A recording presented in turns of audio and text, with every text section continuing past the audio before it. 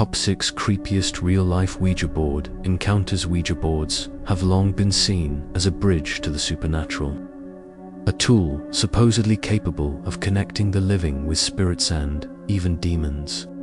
They're sold openly in toy stores and board game aisles, often marketed as harmless fun, but countless accounts suggest they can be far from that. A Ouija board typically consists of a flat board with letters, numbers, and yes or no options.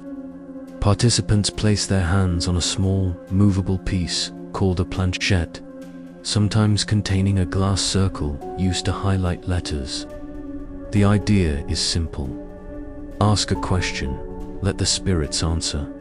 For most people, it's a gag played among friends, with the planchette often moved deliberately or unconsciously by someone in the group. But there are disturbing stories of people who claim to have genuinely contacted something malevolent and suffered terrifying consequences. Number 6. A mother and daughter experienced a chilling premonition after a Ouija board session that predicted their deaths. They were trying to reach out to their deceased family dogger, beloved pet tragically killed in a brutal manner by the mother's husband, Paul Carroll. He claimed the dog became possessed after a previous Ouija session, a claim that would later seem eerily prophetic. Just hours after the session, a devastating fire engulfed their home, leaving both mother and daughter critically ill and hospitalized. Neighbors reported that the mother confessed the Ouija board had predicted their deaths. Paul was later sentenced for causing unnecessary suffering to the animal, but the chilling timing of the Ouija's warning has lingered in local memory. Number 5. At St. Andrew's boarding school in Delaware, a group of 4 boys snuck out past curfew one night to try a Ouija board in the woods. They brought candles and a flat surface, approaching the session with a mix of curiosity and seriousness. The board remained still for most of the session until one boy asked, "Will anything bad happen in my future?" Suddenly, the planchette began to move, spelling out, "Right now." One of the boys, Furlan Moo, began to twitch uncontrollably, jerking his arms and head in a terrifying display. Then, locking eyes with a friend, he screamed, "I don't know you," before lunging at him. The others managed to restrain Furlan and carry him back to their dorm. The next morning, Furlan had no memory of the incident. Even the school nurse was baffled, unable to explain what had happened to him. Number 4.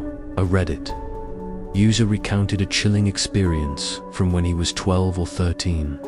He was spending the night at his friend Michael's house, playing with a Ouija board in the basement.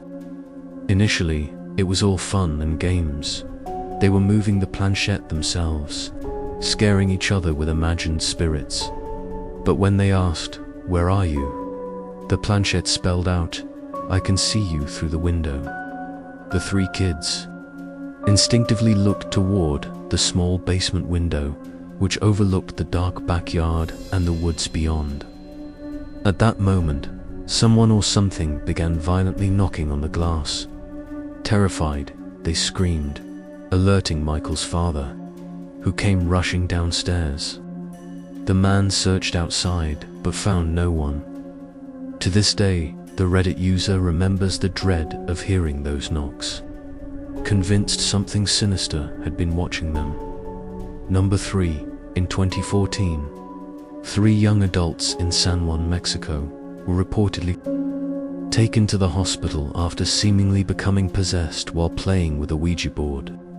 Alexandra Huerta, 22, played with her brother Sergio, 23, and their 18-year-old cousin, Fernando.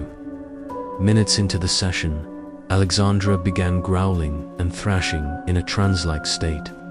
Sergio and Fernando also experienced severe physical and sensory reactions, including muscle spasms, hallucinations, numbness, and temporary blindness and deafness.